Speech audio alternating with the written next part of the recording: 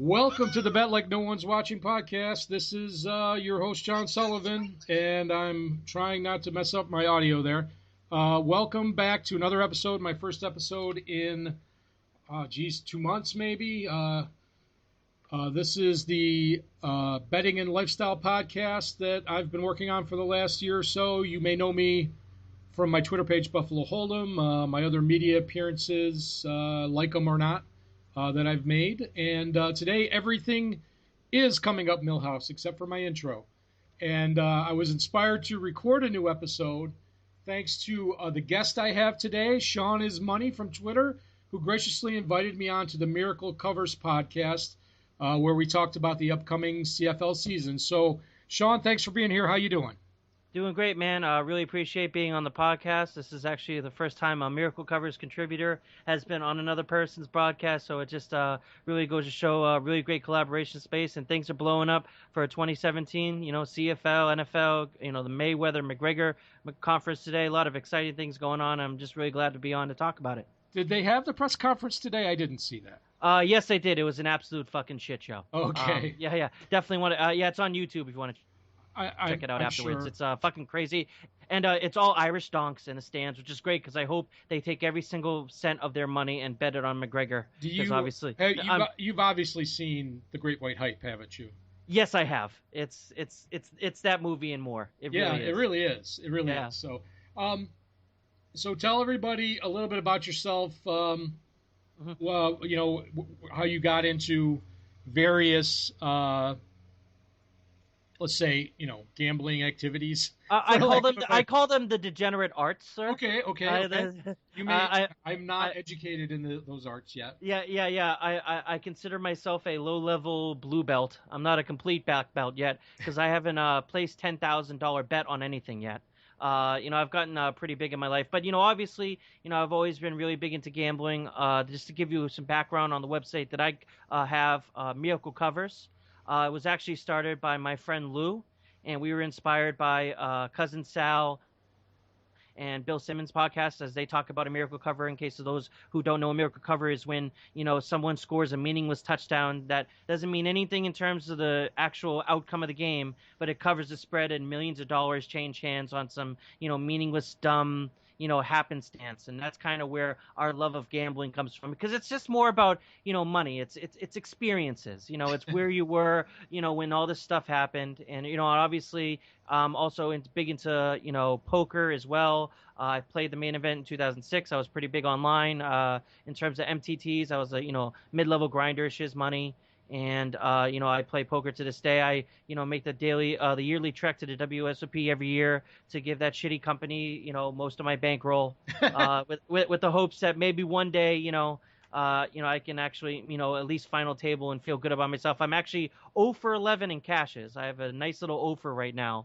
The only thing that's worse is I think was John Starks' performance in Game 7 of the NBA Finals a few years ago. And fantasy, I'm actually more of a league year guy. I love league year fantasy. I've actually been in some big leagues, with folks like, Brett Ritchie. I played with, him, several others. I really love that. However, DFS, not so much. I've always been kind of skeptical of it. We'll talk about DFS later. It's just, I certainly respect those who do DFS, but it's just, it's not necessarily my thing. However, the CFL aspect of DFS has me really excited. I really feel like, it's one place where maybe I have an edge. So, and I love following your content as well. So it's great. Well, thank you. I think that, I enjoy playing most types of DFS. I don't really participate in it anymore.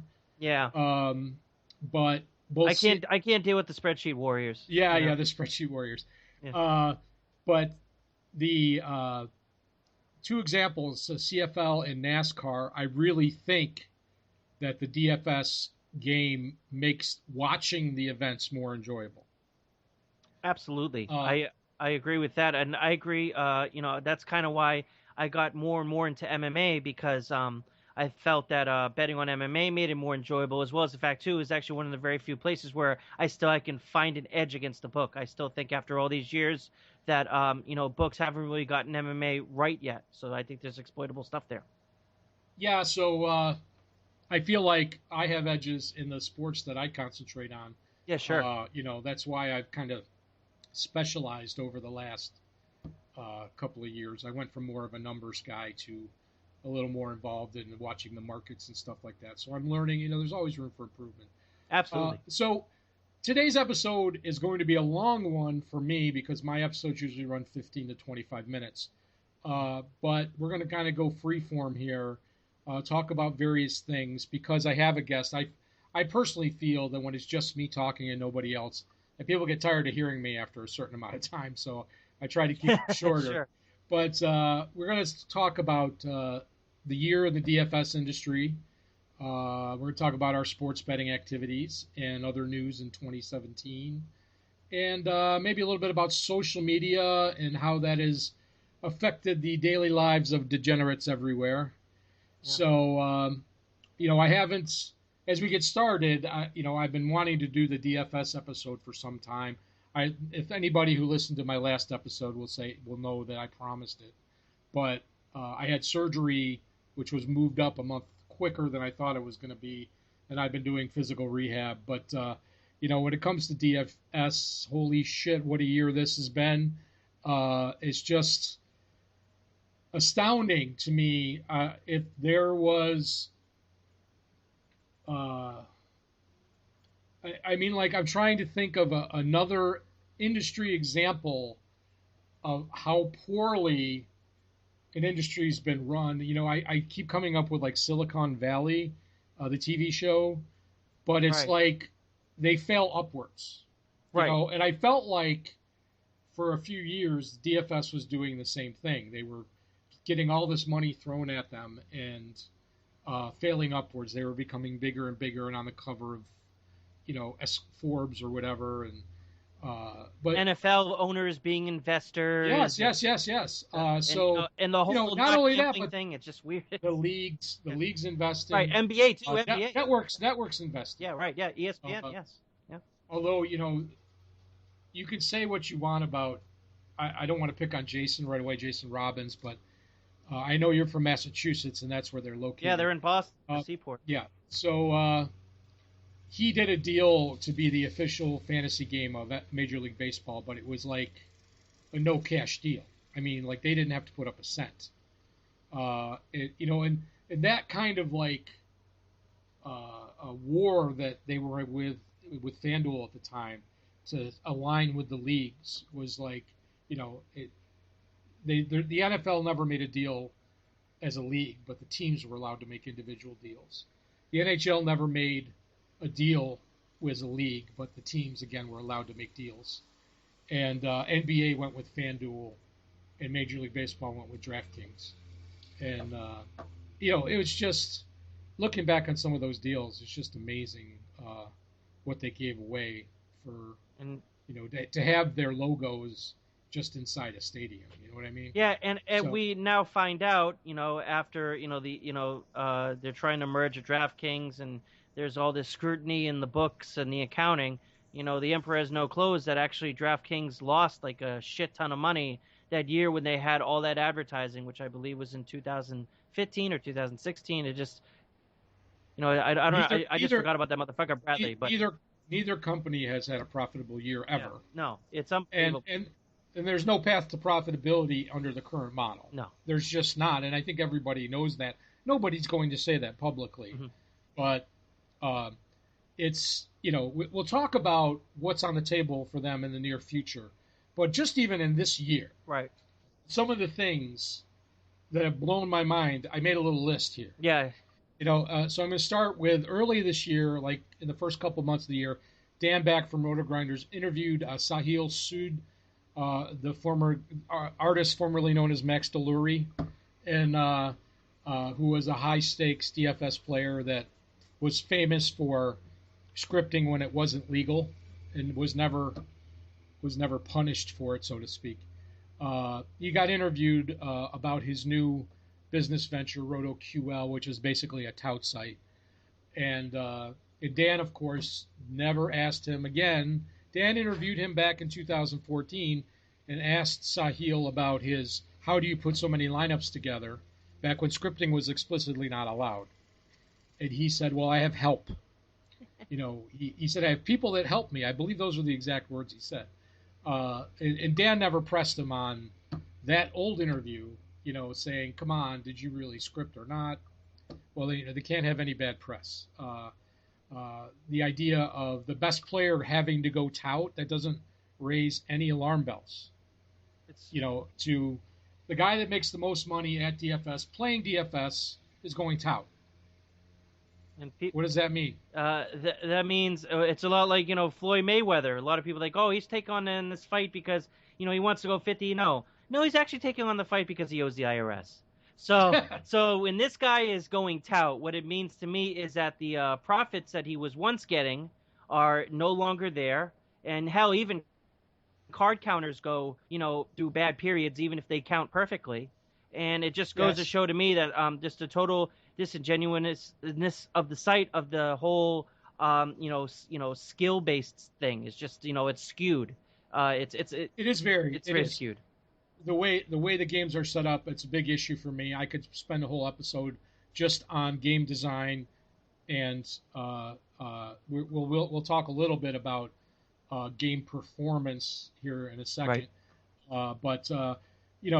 So Jason Robbins, who's the CEO of DraftKings, I'm not sure what his title is, but he invested in RotoQL, which is Sahil's tout site. And then it started advertising on DraftKings, and everybody no conflict of interest at all. Conflict. So Jason backed out, and they both issued apologies. But yet Sahil's site still shows up when you're filling out your lineup for a DraftKings contest. You'll see often at the bottom of the screen, you'll see an ad. And RotoQL is prominently It reminds me of that scene in Billy Madison where they come up business ethics. Yes. And it's just like Jason Robbins. Of course, if you do not know, he got his degree at Duke. So it shouldn't really surprise you that a lot like Mike Krzyzewski, that they might be cutting some corners a bit and not acting like they do. Like Krzyzewski hasn't cut corners before. To win a title. Yeah, I give Jason Robbins and Nigel Eccles tremendous credit. Yeah, absolutely. For turning their small companies into big companies. Mm-hmm. But once they did that, they were poorly run. Right. And that eventually ultimately falls on them.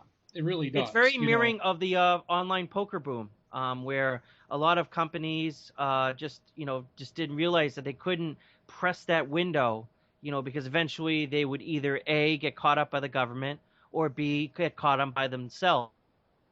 And really, the only one that did it right was PokerStars, which Brandon Adams called a rake machine monster. In a criticism, and that's why they were able to pay everyone off, because they were, and that's because I forget the owner of that website. I think Isenberg or whatever his name is, just was so brilliant when he sold it to Amaya, who is now kind of running PokerStars into the ground. But he saw the top. He was the only one who got it right. And that's one thing about Robbins and Eccles is that I think they had a really great vision.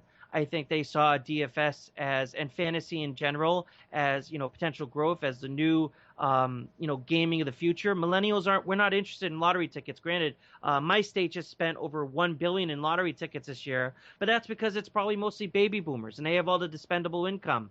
Yeah. Millennials are getting more into skill-based, even though educated lottery tickets, because we don't have enough money, but we do want to fancy a gamble, and DFS is right up our alley because we feel like we have some control over it as opposed to scratching a scratch ticket. However, the disingenuousness of the marketing campaigns, it came from the top, and now it's burning down to their feet as you'll come over when you talk about all of these stories that have happened over the last year. Yeah.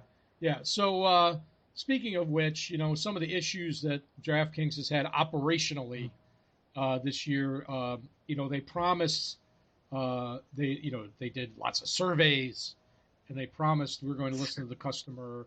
They obviously rolled back a lot of their rewards programs, which I don't blame them for doing that. They're trying to survive. I understand that completely. They're certainly not going to lower the rake. In a sense, that's the thing. They're not going to lower the rake, and the only way you're going to discourage regs is to cut back on rake back, or what is considered to be rake back or rewards programs. Even though for gamblers like myself, and I know a lot of poker players have been passionate about this, whenever rake back is cut back, when happened to some PokerStars sites, a lot of people did not like that. But hey, it is one way to encourage more recreational players on the website, even though obviously the site benefits as well, which is kind of why it's disingenuous. So, the premier events, especially for the touts, are these live Yeah. events, or what they call the experience events, where you go to a location to play a final or whatever, Oh, which, okay. to be honest with you, never really appealed to me Yeah. from the beginning. Um, but DraftKings promised, more single entry tournaments for smaller players, more low dollar qualifiers for these live events. And they always end up running them, especially as they get towards the end where the event gets really close. These like $500, $700, $1,000, $2,000 entry fee qualifiers, and these people are saying, look, just give us a fair shake on, a chance to qualify for these events, that we don't have to put up, $1,500, just to even have a shot to get in it.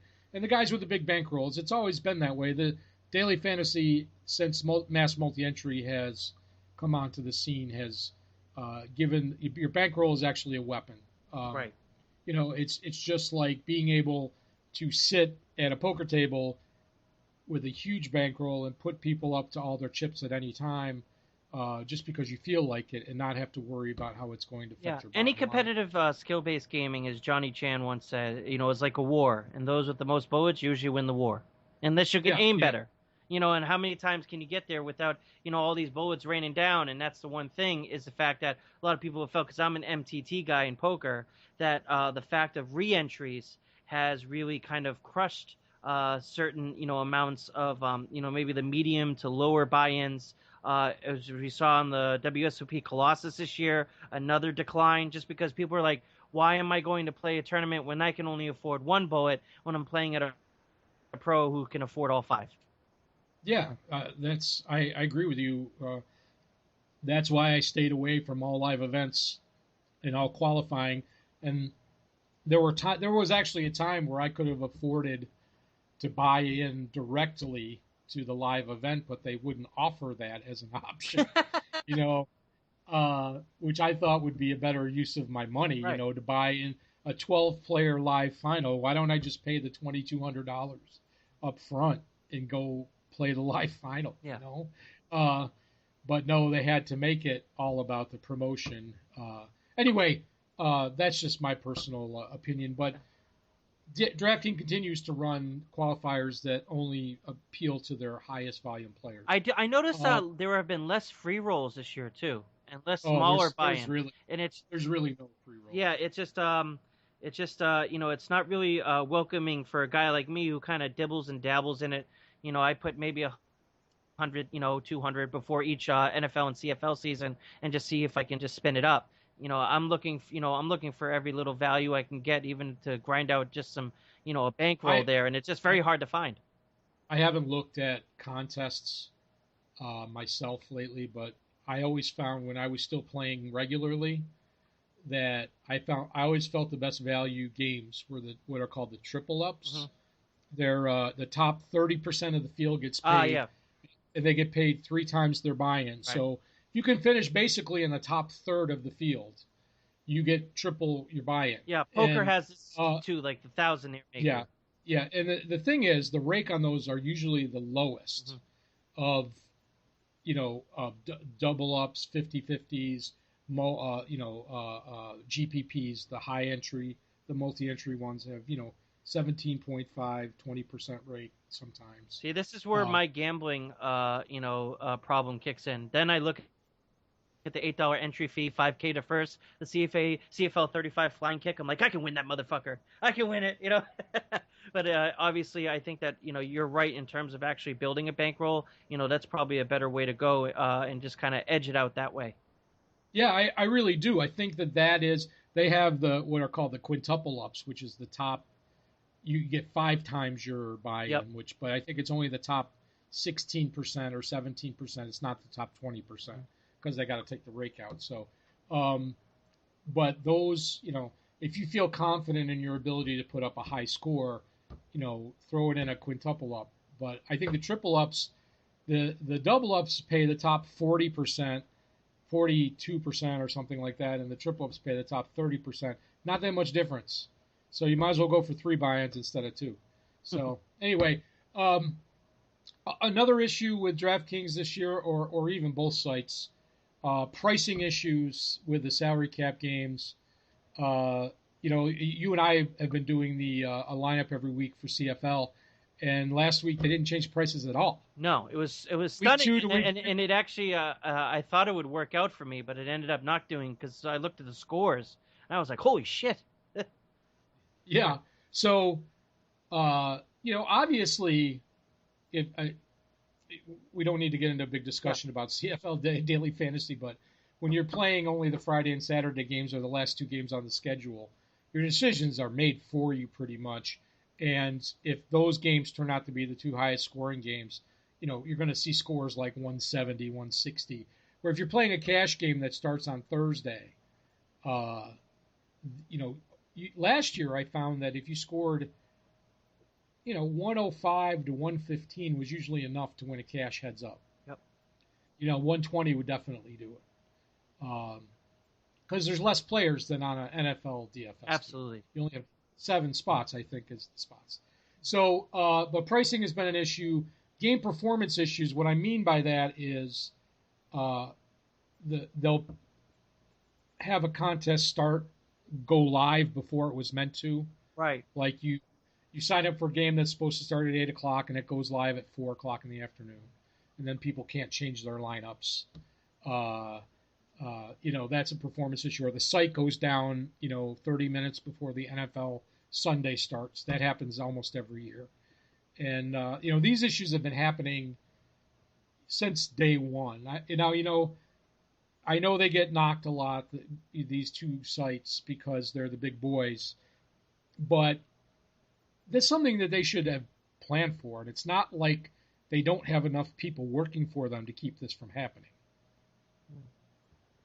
There's, they have a whole team just for pricing and for setting up sizing the contests. It's crazy. And the performance issues are just something that should be figured out beforehand. Like, I really shouldn't have to worry about the fact that, like, for example, in 2015, that if you have a card happen and one fighter suddenly pulls out, during the middle of the card, say like I think this is a case where Stefan Struve, who's had an issue of heart palpitations and even heart failure, had to be hospitalized before the fight. He actually had issues again. So what happened was they just canceled the entire card. So there was this one guy. I had Northcutt, Rhodes, and Lewis all in the same lineup, and they all got finishes. I put down a lot of money for this fight, and now it's all canceled, and I'm just getting my money back where I could have been in line to win. I mean, and it looks like this guy was a big MMA DFS tout. I mean, he probably would have had a big score that night. So it's stuff like that where it's like, how do you not have a contingency in place to where if a fight drops out that it can't be like rounded up or something, and people know that before, that we now have to just cancel. It's akin to a poker site to, when they're having issues with their server, they have one misdeal, so you cancel the whole tournament. Right, exactly. You know what I mean? It's just it's crazy. It's crazy. So so one other issue with the game setup, and then we'll move on from this, is they never change the scoring table from year to year. Now, for me, the scoring table is the the point system. Right. They in the the beginning actual rules of the game. The actual rules of the game. Well, in the first few years these sites were alive, they tweaked them every year, and I thought that was a good thing because it kept people on their toes. It forced them to keep up, adapt, or perish, as they say. And it's something that now it's all automated, and they're making it too easy for the best players. They really need to add another level to the game. And if you think about it, if you're a DFS tout, which I don't really care for at all, if they did change the scoring constantly, it would make your site worth even more because the people that don't want to put the work in would come to you saying, well, we've got everything all ready to go for all the scoring changes that are involved. But it's just the games are stale, and I think that's one of the reasons of many why they seem to be losing business. Yeah, I mean, it's just a stale product. It's a lot like lottery, and poker's going through this too. There's obviously a lot of interest in it, and but the thing is, people's free time is valuable, and a lot of people aren't going to put their free time into something that they don't see a return of investment on.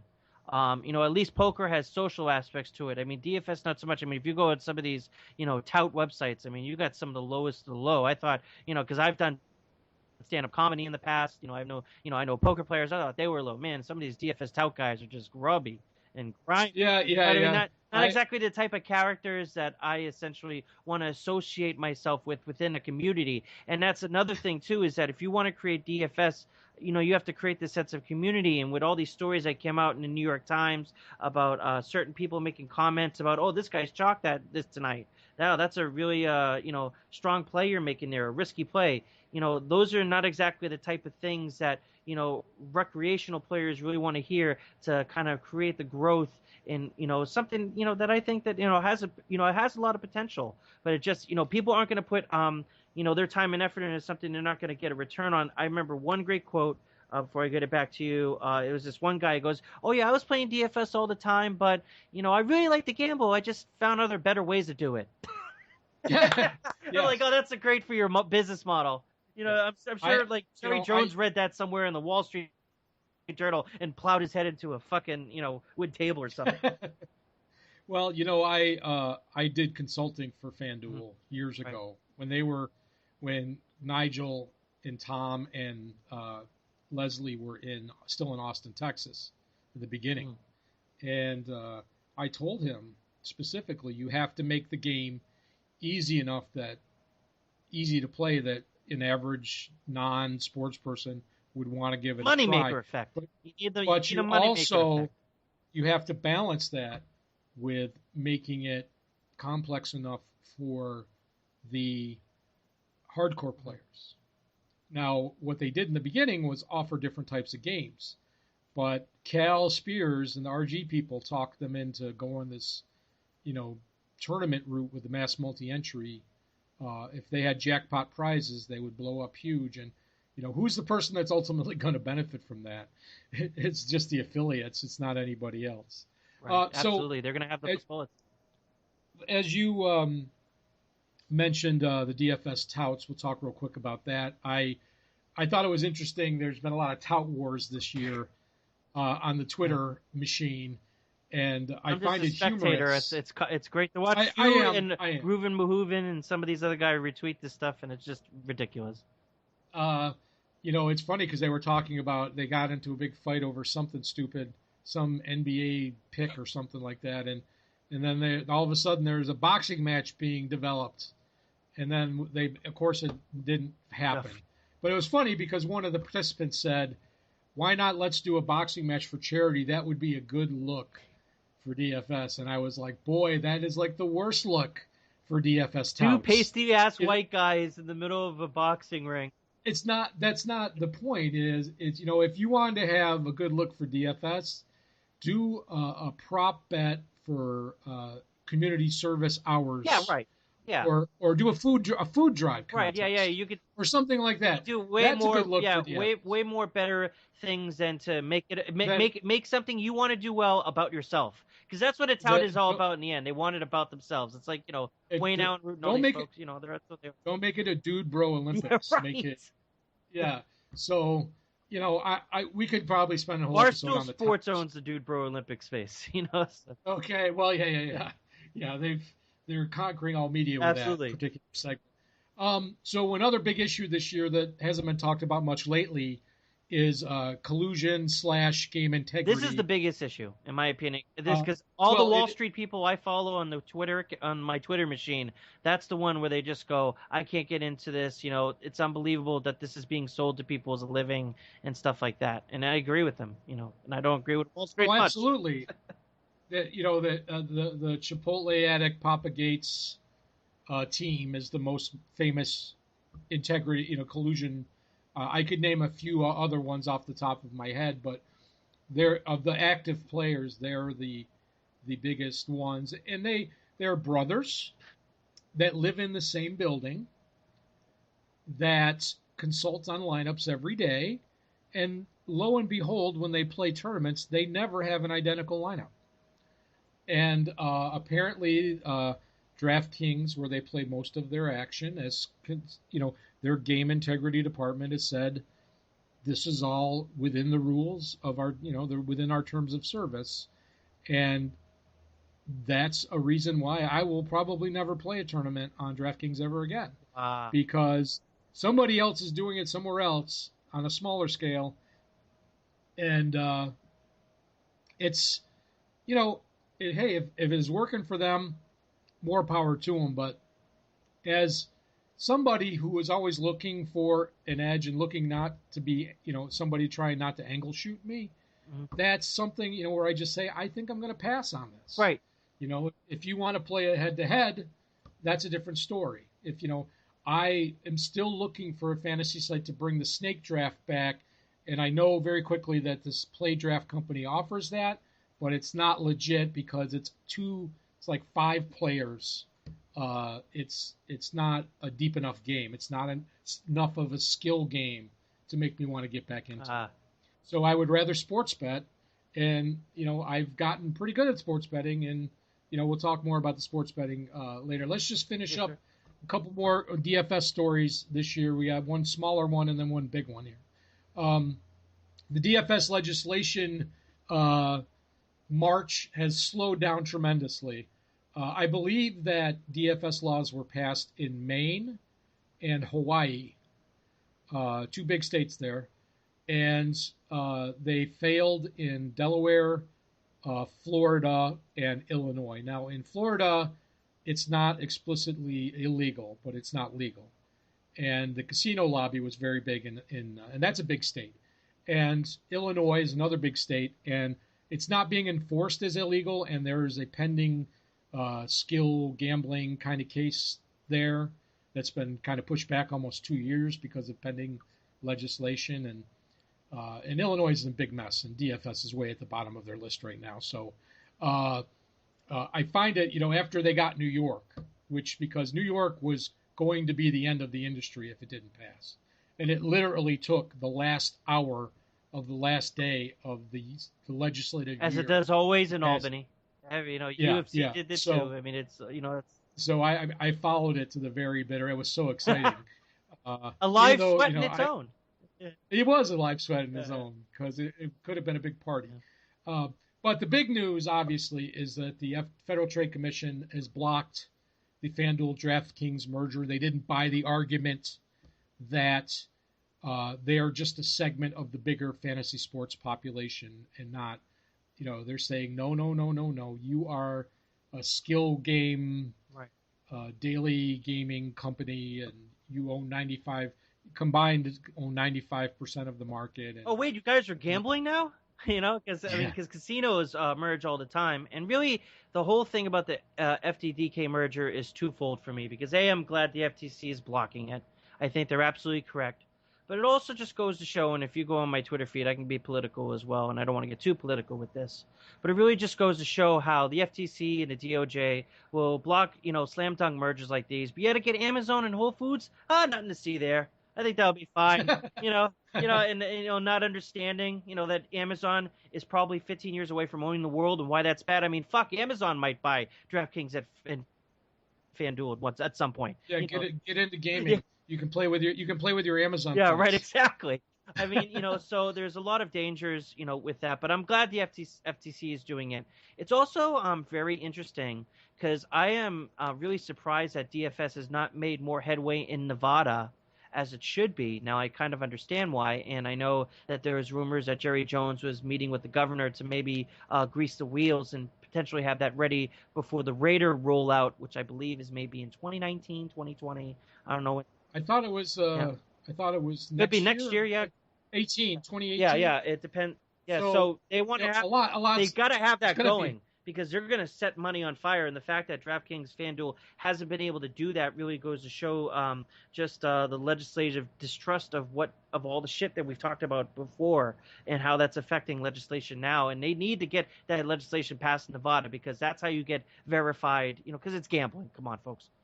for those people that don't really follow DFS or listening to this, in Nevada, DFS is actually legal, but you need to have a gaming Right. license. Yeah. So it wasn't cost effective for DraftKings and FanDuel to get a gaming license just to offer online fantasy sports. So, but the fact that this merger is blocked has lots of ripple effects in the whole industry and is really going to shake down what happens in the next year or so.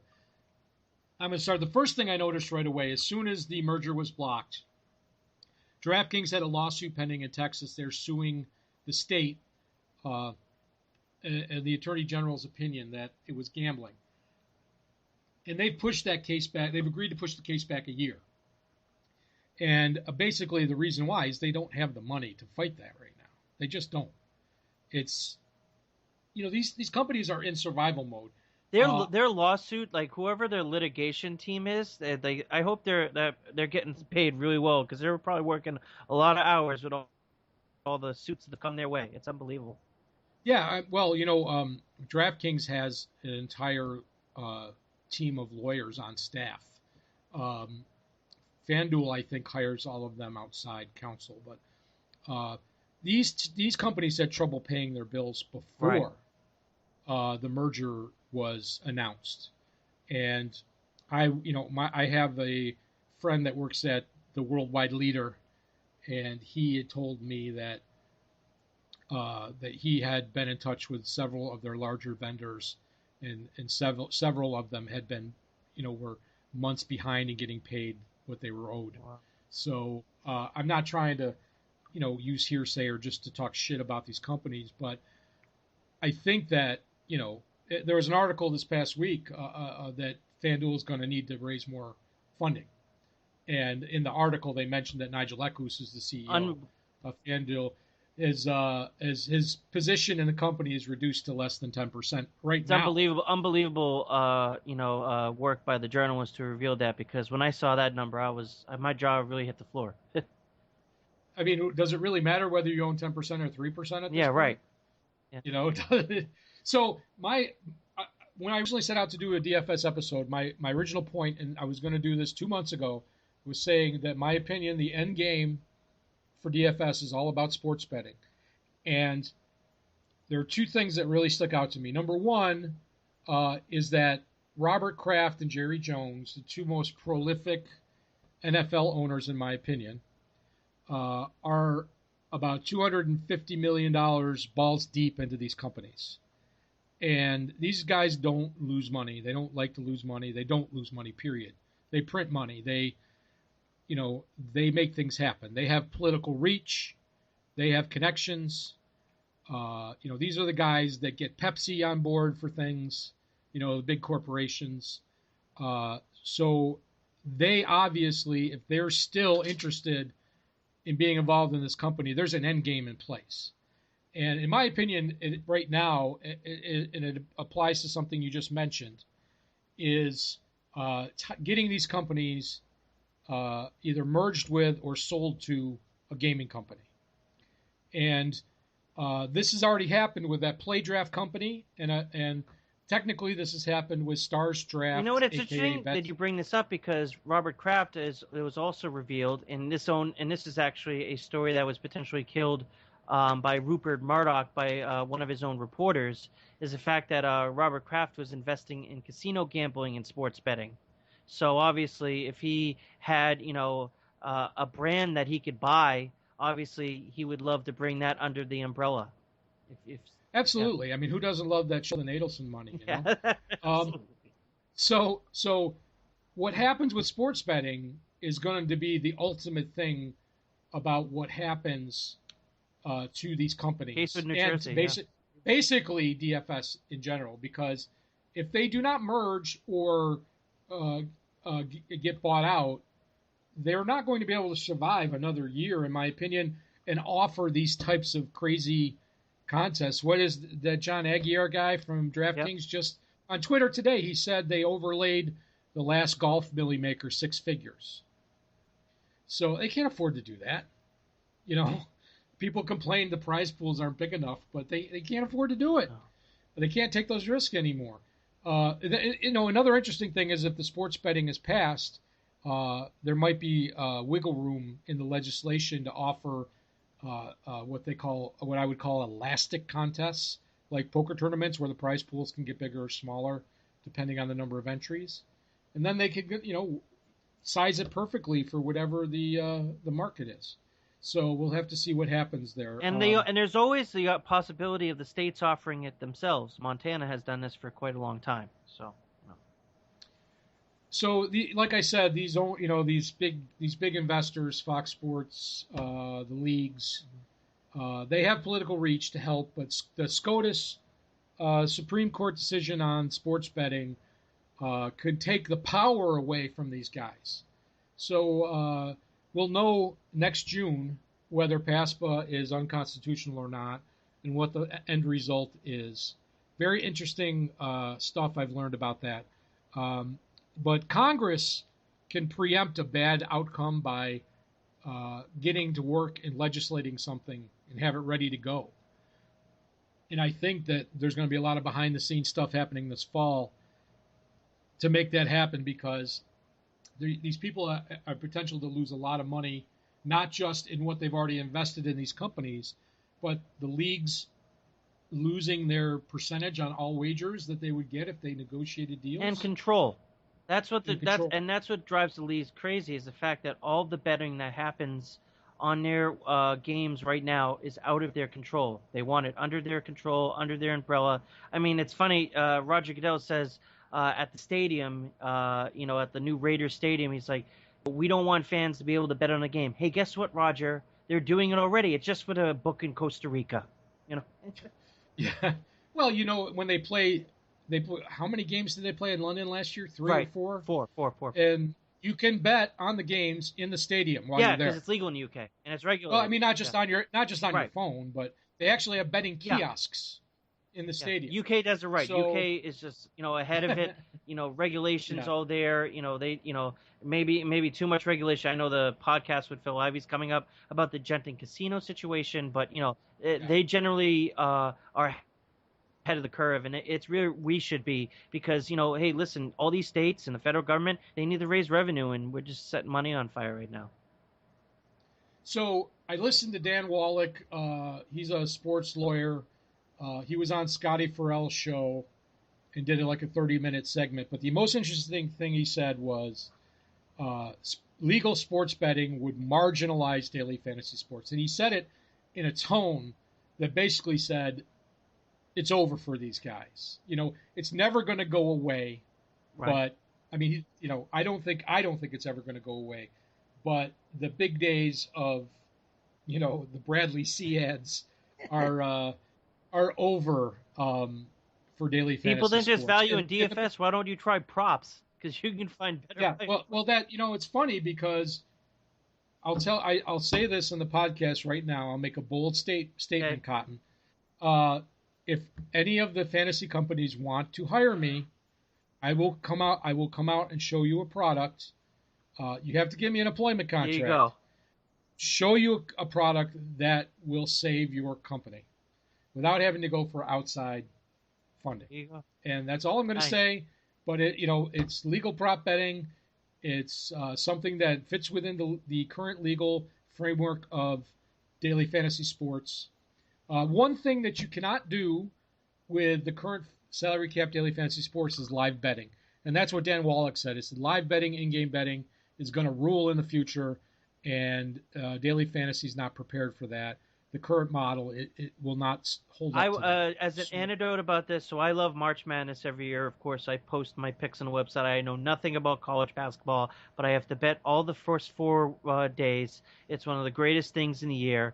And when I was at the bar and I did well doing live betting, not only I and my degenerate friend Van, who's he's big into live betting, too, during these games, but other people around us are betting live on their phone from the various websites that you can go online right now that are offshore. And that was the thing that people were into. I know that Haralabob has mentioned that he felt that live betting NBA is probably going to be more popular at some point than actually betting before the game, which a lot of people think that's a crazy statement. But, when I saw that at the March Madness, everyone's like, oh, you took UFC plus 500? I just took them plus 350, middle of the second half. people are interested in that. And people also find, hey, a lot like that comment I said earlier, there's probably better value there than DFS, against the spreadsheet warriors. Absolutely, absolutely, and And it's fun. It's a great story. of course it is. But my version of DFS would involve right. You would mix the two. I like first half, second half Ooh, bets. like... It would involve, there's all kinds of angles that can be done in game. You're playing against the house. You're not playing against a bot or a spreadsheet warrior. It's so. I mean, I'm not saying it's so simple anybody could do it. I'm just saying they're so pot committed, for using a poker term, to this multi-entry salary cap thing that they just can't see past the hill they're willing to die on. Yeah, it's like the WSOP always trying to sell, the dream of winning a bracelet, but people don't, are going to finally realize it's kind of really hard to win a fucking bracelet, or even, have a deep cash, and you just can't. I am amazed at the amount of people that end up selling the bracelets. I would go buy one. I buy one for Vegas, Dave. Right. That's why I just can't wait for Chino Ream to buy his bracelet. So that what I would do is I would start like a Chinese auction with a bunch of other people and say, how much will this eventually go on sale for on eBay? Oh, there you go. It's kind of like a Deadpool. Yeah, right. Exactly. So we're saying DFS may hit the rearview mirror at some point. Sports betting is coming on strong. We have this, big decision with Supreme Court coming in the next year. But even though we don't have sports betting, in hand, it's getting mentioned more on TV too. Yes. Fox Sports, during the UFC broadcast, will gladly put the line of the fighter when they introduce them before each match. And obviously, ESPN had Cousin Sal on to talk about the lines. Now he does his own thing on Facebook, and I didn't know that. And I even saw stuff on MSCSN. Pete John Nigerian was talking about the Lions. He also does CNBC stuff. He played in the league too. So it's getting mentioned more in the mainstream. It's not just something that you whispered around the water cooler anymore. The vague Al Michaels comment in the fourth quarter. One of my favorites. Oh, he's so great. Every year. He had one last year too. We played it on one of our podcasts. When Matthew Stafford threw a Hail Mary touchdown with 3 seconds left, had no meaning in the game, and he goes, that touchdown was overwhelming. He's so awesome. I love it. It's great. I noticed that this is my first year betting Aussie rules football, and I've noticed. I gotta ask you how you got into this shit. How did you get? Okay. We've done a live blog at Miracle Covers before of the Aussie rules final. We were trying to figure out what a disposal is, so maybe you can inform me. Okay. Well, a disposal is basically taking a possession away. It's like a turnover. Someone like a Brock Osweiler would be a disposal machine then. Yeah. So if your disposal rate is 73%, that means 73% of the time you stop your opponent from advancing either to a scoring play or to like a free kick to a scoring play. Yeah. Okay. So there's an amazing amount of stats, but the one thing I was going to say is, as I watch Aussie rules regularly now, is that at the end of every quarter, they put the score up, but they also put the difference. Like, they'll say Essendon 50 to 37. They'll put plus 13 next to the 50, so you know that the 13 point what the spread is versus what the betting line is. They throw that up on the graphic on the screen. They have amazing amount of stats. It would be an amazing. They do actually offer fantasy Aussie football down under, but for the DraftKings side of it, I think it would be an amazing sport because there's so many stats involved, and there's so many players. That it would be, it would just be the spreadsheet warriors wouldn't know what to do with themselves. But I've had a really good year with Aussie football. I'm finally up. This is my first year betting, and the reason I got into it was because last year, for those of you that do follow this podcast, I said that I wanted to do betting that covered year-round and the seasons that lined up together. And I decided to do CFL, NFL, NHL totals, and I was thinking about doing MLS, and I just didn't get into Yeah. it. That's And one. I love so soccer, and I don't even fucking watch MLS. I have, a 5-year recorded history of my handicapping CFL and NFL, and they've been very good. CFL's been fantastic, NFL's Yeah. been good. And the one sport that complements both of those seasons is the Aussie Rules season. It starts in March, about 6 weeks after the Super Bowl. So I've decided, especially since I'm slowing down in my old age and having surgeries and whatnot, that those 6 weeks off might actually come in handy. There you go. So Have to watch some film. I'm completely committed to just CFL, NFL, and Aussie Rules. That's it. And Aussie Rules is actually a 23-week season. Week 17 starts on Thursday, and then they have 8 teams make the playoffs, and they play down to the grand final, they call it. Right. The two things I've noticed about Aussie Rules football, and I'm up on the year, is the swings are incredible. You'll have a game, forget the point spread. I mean, like the point spread could be 5, okay? And you get to the end of the third quarter, it's a 1-point game. And then in the fourth quarter, one team will kick 5 straight goals, and they'll end up winning by 35. It's just like I've had several games where I've watched the game, and the game just got out of hand in the fourth quarter, and I was like, why did I even stay up for this? And then I'm also extremely surprised how lousy the kicking is in the Aussie Football League, where We you must score. get all their good kickers after a while. I don't know what. Well, their football is a little more pumpkin shaped. It's even more We've had pumpkin some good shaped. AFLers come over, including one for basketball, Luke Longley. But most of them, And you can drop kick it in the AFL, but nobody does right? that. So you basically punt the ball, and I would say about 70 to 80% of the kicks on goal are for a free kick where play has been stopped, and the kicker gets a free kick to the goal. If he thinks he can reach the goal, he gets 30 seconds to kick it without, the defensive players cannot come within a certain, spot of him. So he has like 20 yards worth of free space to kick the ball.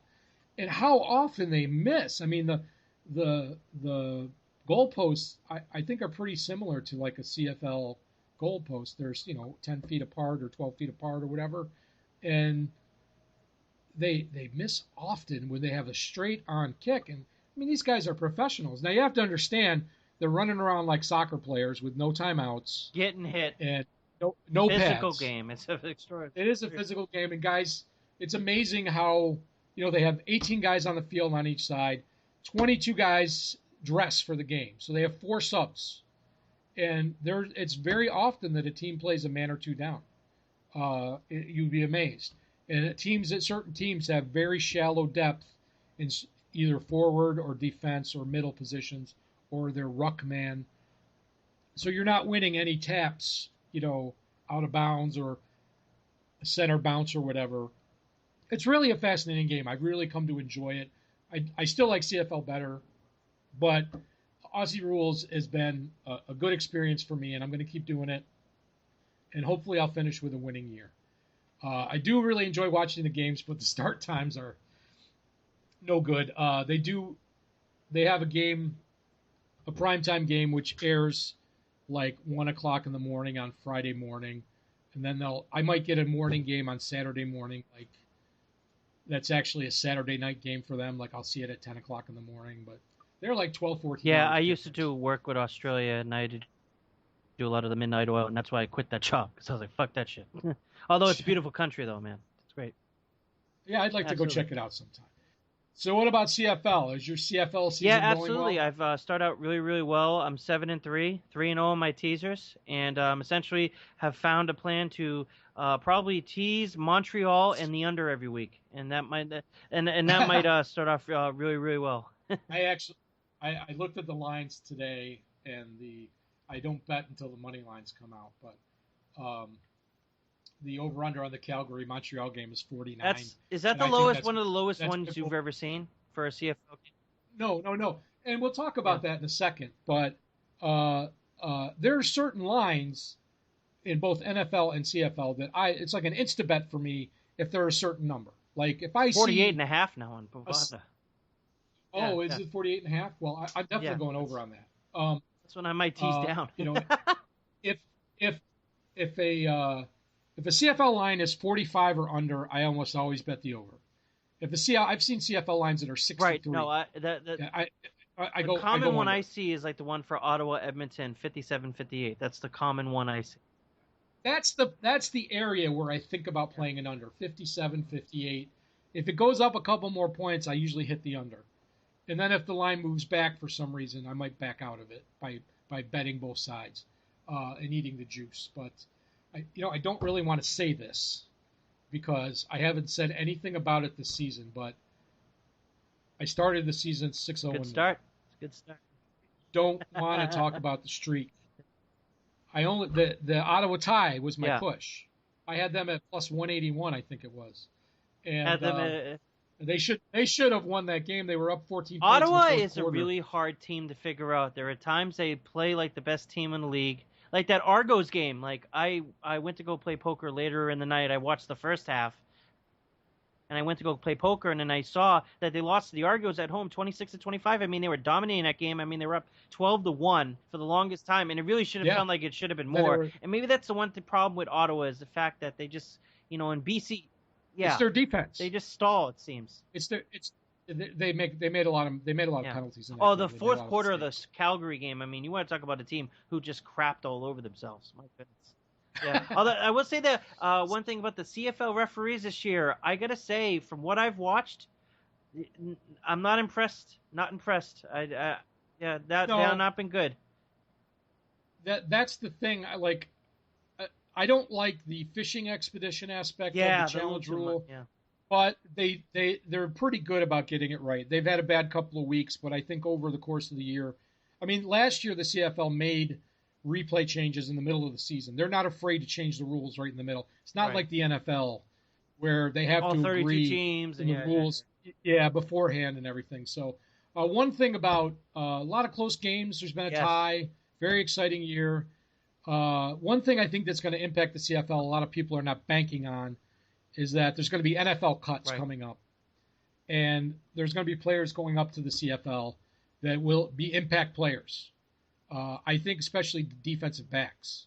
I think that can make. I've seen a lot of bad tackling too, and that So yes. Well, most of the defensive backs are so small in the CFL, and you just need to get a guy that's 6'4" that can catch a ball. He doesn't need to be fast. He just needs to be able to be in the right spot and catch the ball, and he's going to have good numbers. So. But as I was saying before, I think CFL has made me an improved NFL bettor. Especially in betting totals. We talked about how the CFL totals, 45 is an over and 57, 58 is an under. In the NFL, it's like 36. It could be Jared Goff against the Browns. Right. And if the total's like 34 or whatever, I'm just going to bet the over there, as long as the juice is not crazy. And it's kind of 55 is kind of the over in the NFL where I already made my unless there's a couple of teams, the Patriots is one team because they'll run up the score on anybody, and but certain teams, depending on their coach, will run out the clock, So just betting that having that cycle of football, the AFL, CFL, NFL. Where the games are played on the weekends, and you have all week to chew over the lines and the injuries, that really works for me. It's like I think I have just the mindset for that, where somebody's handicapping a baseball game every night. Not my forte. It's just work. Not my forte. You have to be so involved with it all the time. And I think one thing about the NFL bettor, especially with me, once those injury reports come out on Thursday. I'm pretty much, I have all the information I need to just kind of fire. And I've already, you're talking about totals. Totals are actually where I really got into NFL betting. I love betting totals. I think I'm really good at it. And I've already taken my first total of the year. I saw Giants-Dallas Sunday Night Football at 49. 40 over. Yeah, because it's got now at 2. It's going to get the 54 before the game anyways because of all the people who are stuck. So, So I'm going to get it now. I'm going to bet it now because I know I would bet it, that night. Even at 54, I'd still bet it because that game has always gone over. Sunday Night Football, it takes like 5 hours. It's sort of like the football version of Yankees-Red Sox. because all the advertisers want to Yeah, make the money. absolutely. Yeah, yeah, Absolutely. Absolutely. yeah, So I don't really have any other NFL yeah. insights yet, No, other than fade the Bills because new I coach, watch new preseason. system. I don't bet on it. Uh, already had one of our Oh, players arrested. Jesus. So yeah. So and they're playing. I think they're playing the AFC Central this year or the AFC North. It's called the Steelers, the Ravens, the Cincinnati, and their schedule, which means that the Patriots will be too. Uh, and those are going to be all be bad games for the Bills. So, which means they should get the Browns again, which would be good. But hopefully, I'll do an NFL episode before kickoff weekend. The We'll one see bet what that happens everyone's there. just told me like everyone's just stacking again on the Patriots to win the AFC East this year, because I don't know how they don't go at least 5-1 in the division. Because I mean, there are so many bad teams. We won't talk about it much, but I'm already looking. There are so many fucking bad teams this year. It's really ridiculous. You know. Yeah, yeah. The Jets are supposed to be historically bad, although they did say that about the Cowboys a couple of years ago, a year or two ago, and they Yeah. were actually pretty good. So, it's kind of early in the season to tell, but yeah, the AFC Yeah. East is even if Brady gets hurt, I still think with Garoppolo. Yeah, Garoppolo they that's could the make thing it to is the if Brady playoffs. gets hurt, I mean, Garoppolo was 3-1. He looked fantastic. He actually, at some point, some would even say he might even fit Josh's system because they run a lot of shotgun, and you kind of want someone more. I mean, the New England, their next replacement of Brady, they're looking for more of an Aaron Rodgers as opposed to a guy who stands in the center and just fires like Brady does. And really goes to show that the Patriots and Bill Belichick might just continue to coach till he dies. Yeah, hey, he's selling Yeah, hoodies. I That's mean, he all I can really say. is a Sir Alex Ferguson of our time, including with all the prickliness that comes along with that. But the guy's a great coach, and obviously, I'm a Pats fan for a long time. It's interesting. My first road Pats game was the Bills, in I believe it was '99 or 2000. It was a total rain, ice storm, snow.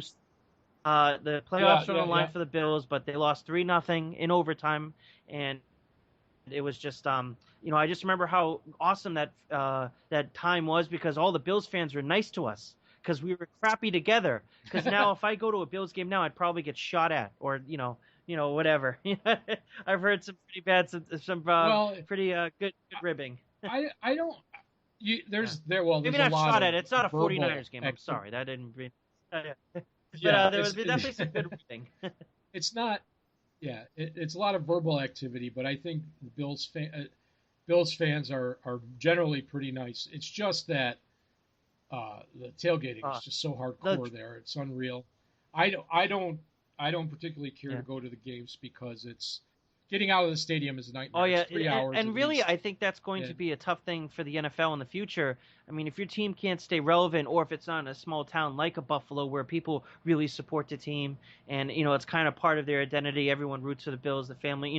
Like there's a lot of good things about that tailgame, but also bad things. If you want to know about the bad things, go on YouTube. For those who don't know, go on HBO Sports. They didn't cover.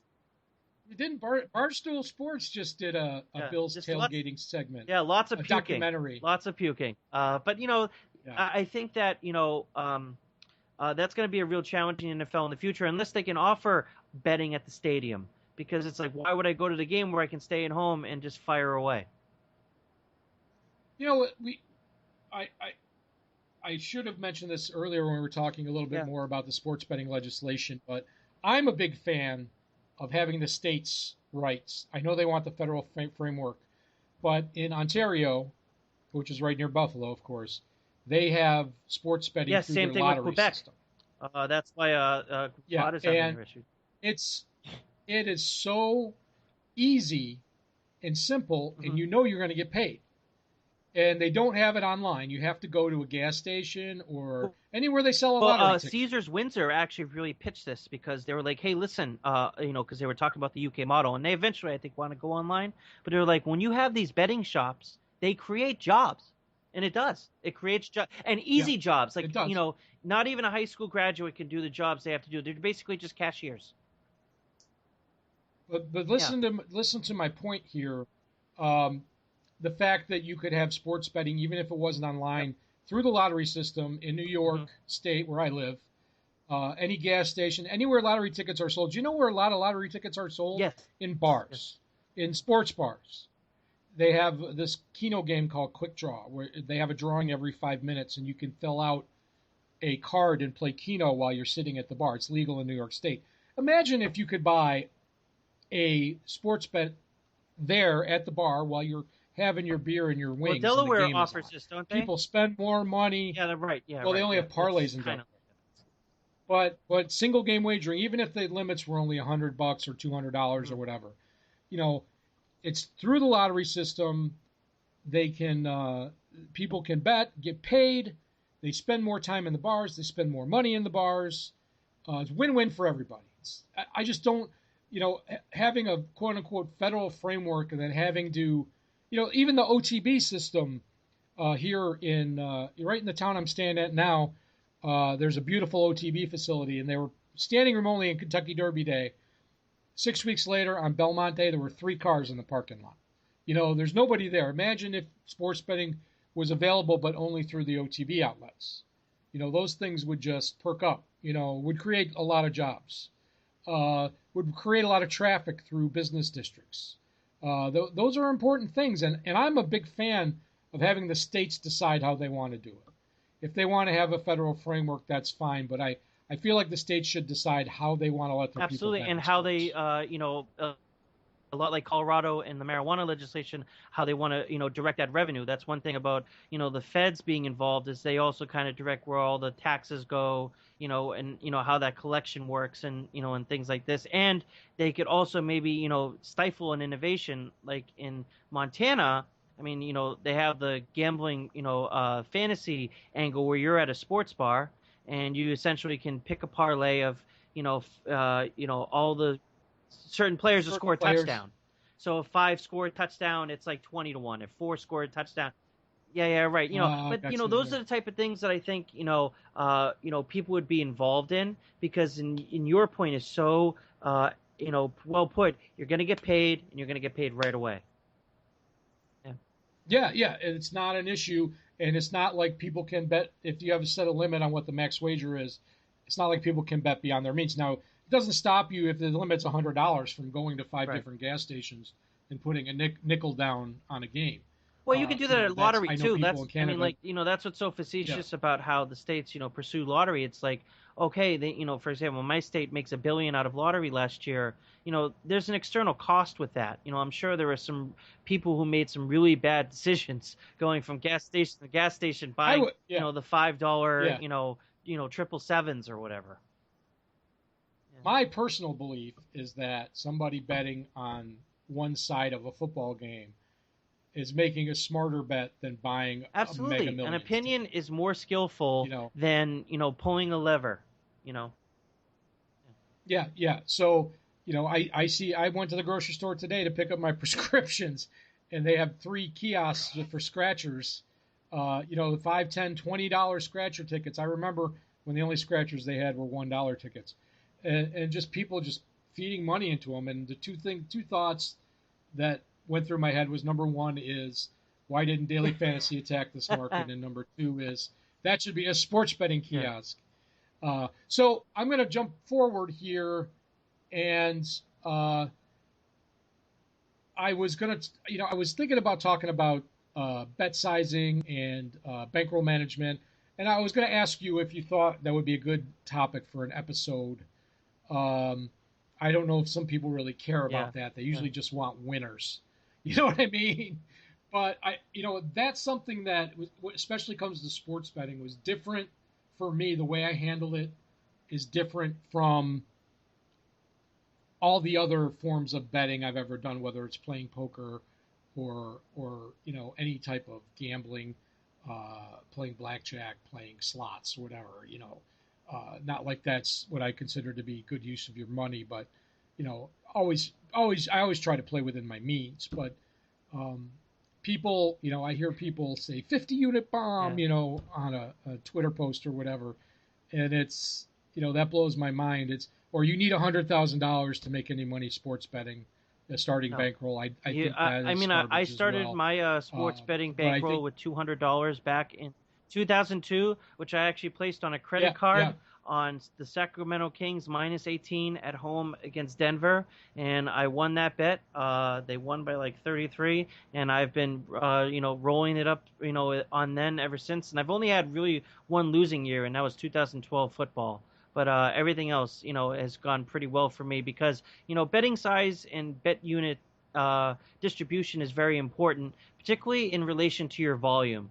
You basically want to go into and say, the higher the volume, the lesser my units. That's kind of the rule of thumb that I go through, unless I start doing well. And that's kind of one thing too is Yeah, yeah, I'm yeah. really big. I know you're not so much big on this, but I'm really big on trend betting. If I find someone who is doing really well, or if I find just kind of a methodology that's really on roll, I'll double it up. Like actually, my friend Lou, when I was in Las Vegas, he's a really good baseball guy, and he was giving me some really big, really good bets. And I would be, if I won 50, I won 100, I'd roll it up to two, and if I did that, I roll it up to four. I was martingaling it because I was just kind of having confidence in him. That's not necessarily something you want to do all the time, but I had that pre-planned before. You shouldn't really be changing your strategies when like if I'm gonna just do 10, if I have like $100, say, and I'm just gonna put 10 on every game, I'm gonna stick to that. I'm not gonna change it. If I just start winning. I don't know if that makes any sense. Yeah, yeah. I bet Yeah, one unit. Every wager for me is one unit, and I always keep what I call a 30 unit bankroll. And the size of my unit, yeah. how many dollars that is adjusted every day based I on agree what with the my fuzzy results math from the point you were gonna previous make. day. So this is So if really I'm, important. Yeah, well, yeah. So, but yeah. particular, I'll just cover it really quickly. Uh, Hmm. the way I keep my records and the way I record wins and losses, I don't use what I call the fuzzy math method that the touts use. If they win, if the line is minus 120 or whatever, if they win, they say they bet 1.2 units to win 1 unit, and if they lost, they say, "Oh, I only bet 1 unit at minus 120." You know, Yeah. so they're using It's fuzzy math to keep embarrassing. their records. Yeah. Incarcerated Bob is famous for doing that. Um, I bet 1 unit on every game. So if the line's minus 110, I'm betting 1 unit to win 0.91 units. I'm not. It's always 1 unit of my 30 unit bankroll, and that's why I don't. I will double down on a game if I feel strongly about it or if the line moves in my favor.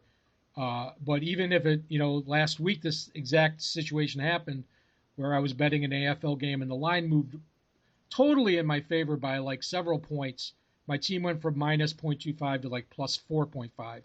And I already had two bets on the game, and I said, I'm just not risking a third unit just because of variance. And Yeah.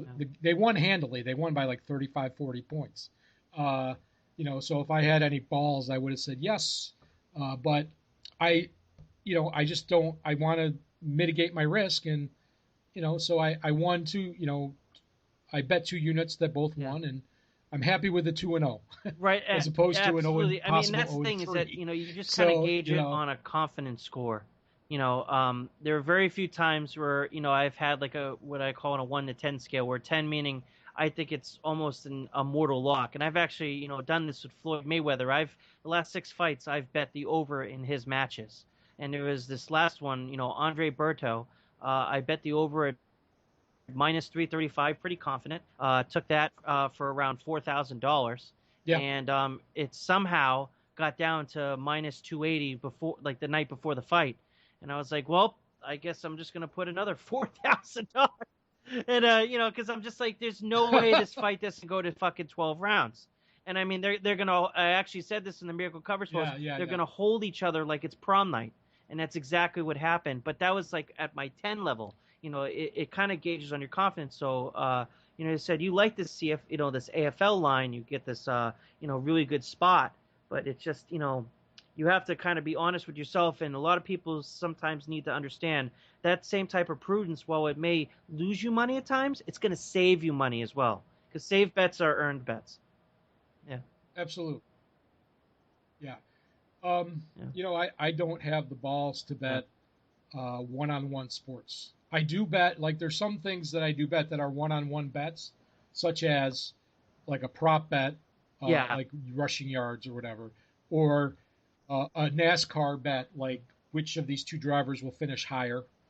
Um, but the one-on-one sports, boxing, MMA, tennis, I the I just don't. I feel like it's too easy Well, for there to be an integrity tennis issue. is a really big issue. So Boxing and MMA. That's why I don't really go down to the lower levels as much, just because you really don't know. And even sometimes in UFC, I mean, I took a bet this year with Anthony Johnson, and it was revealed after the fight, oh, this is going to be my last fight. Well, shit, I wish I would have known that motherfucker that you just shut down before I took you at the plus 200. But you're going to roll with that because one yeah, thing I like to do with those types of plays, especially MMA and boxing, is put them in parlays. Where if I can, hit, like the first two legs, I can then take the third leg because combat sports, prop betting, you can get such great odds on it. You're almost free rolling bets, But yeah. No. That's yeah, that's a easily a risk reward thing where, it's if you get really value odds. I love betting. I love watching the Indy 500. It's my favorite day of the year in motorsports. And I love betting long shots to win the Indy 500 because it's such a crapshoot. And basically the the cars now, this like in the last couple of years, are so close together that anybody that's in the top half of the field has a legitimate shot. And some of those guys go off at a 100 to lot of 1. golf long You shots have been know, hitting as well uh, lately, and so there's no real dominant, and we're not golf well, guys, but I know people in the golf space I that are don't know. getting, Jordan Spieth at odds. It's pretty incredible. Yeah. Golf is a very popular wagering sport in the Yeah. UK. I know that for a fact. Uh, and that may actually be, if DFS does survive, that may actually be the sport that bridges, Yeah, the two continents in DFS. Not Yeah, not soccer DFS. NFL, I don't not just soccer. like I do. We do a free website for fantasy. We do head to head. We do year long. It's different. It's not fun really. So I think Yeah. this is a good point to stop for today. I just wanted to give you the opportunity to add anything you wanted to add, or maybe tell Yeah, sure. listeners where to check out your My stuff. website, and we have a lot of other great contributors as well. Lou, Nick, Pat, where you can be found on miraclecovers.com. And we post our picks every usually once Okay. or twice a week, sometimes a little bit more, especially Pat's been grinding away at the baseball stuff lately, so that's where you can find our thoughts there. I post my thoughts on almost everything combat sports, so if you want to get into that, check that out. I'm also located on Twitter at Sean is Money, SEAN is Money. And we also have a SoundCloud website, and that's soundcloud.com/Miracle Covers. And you can listen to our podcast, including the one I did with John about our CFL preseason preview. And, looks like things are pretty holding strong with your predictions so far there. So, knock on wood. Well, see, I, I, Yeah. I think this is the week for Hamilton, by the way. I think they get off the schneid this week. I'm waiting to see what the money line is on that game. Uh, I'm not sure what my bets are going to be this week until the money lines come out. But I usually make 2 wagers a week. So we'll see what happens. But Yeah, right. hopefully I didn't Yeah, jinx Hamilton myself is right now plus to 3 it against today. So we'll see how BC it at goes. home, and I picked them to win the East, and they haven't looked too good so far. But as you say, it's a long season. 67% of the teams do make the playoffs, and it's just always fun. I'm probably going to tease up. Yeah, I'm probably going to tease. Yeah, I'm going to probably tease Hamilton this week. Is something is probably going to be said at Gambler Anonymous. Clinic America, and my name is Sean, and not only do I bet on CFL, I'm also a client. So BC is on Yeah. a 3-game road trip. I think they're due for a loss. Yeah. And I think it's a good spot for Hamilton. I really do. So, well, that's it for today. I want to thank you again, Sean, for coming on. You have officially recorded the longest podcast in the history of this particular podcast. So I think the longest one I had done up to this point was maybe 35, 40 minutes. So I think we got a good hour in today. And I want to thank everybody for checking us out and sticking with us. And until next time, bet like no one's watching. Have a good summer and take care.